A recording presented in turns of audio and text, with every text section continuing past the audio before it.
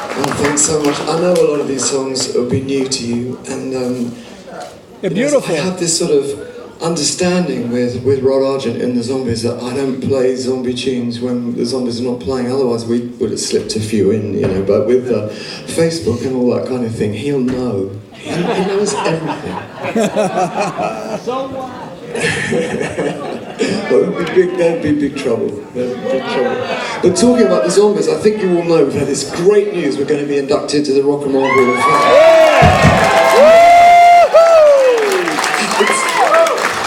It's absolutely, I can't tell, I'm so thrilled, you know. We've been recording for 50-something years. I never, ever thought anything like this would happen. It's just brilliant.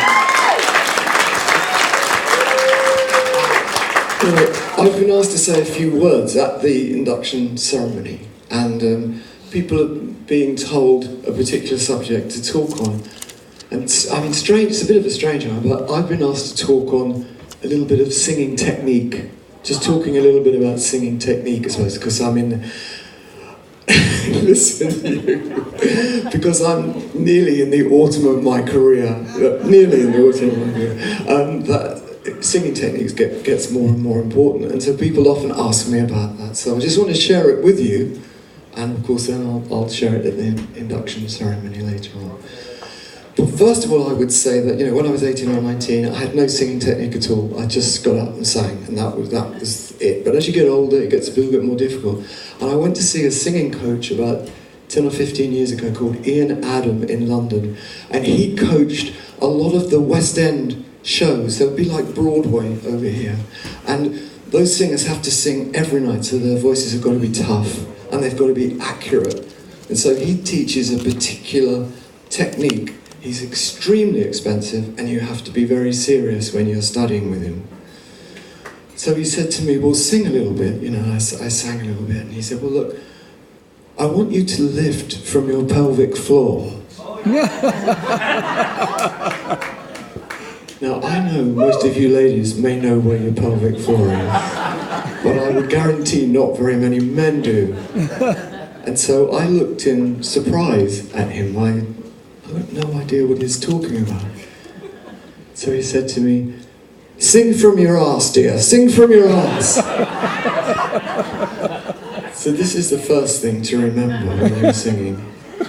Sing from your arse. That cost a lot of money to get that advice. He then went on to explain what he means is lift, like, you know, when you breathe, lift. And he then went on to explain that any tricky sequences, it works. I don't know why it works, but if you think about projecting out of the back of your neck, not the front. I always thought, this is a tricky bit, I'm going to be brave. I'm going to really sing out. But that's completely wrong. You have to sing it out of the back of your neck. I don't know why it works, but it does. And then a very good friend of mine who went to an all-girls school gave me my third bit of advice. They had an inspirational music teacher there who taught the all-girl choir, and just before they did a performance, she would always say to them, tits over shoulders, girls, tits over shoulders. So if ever you're wondering what I'm thinking of just before I start a song, this is what's going through my mind. Sing from my arse, project out the back of my neck and get my tits over my shoulders.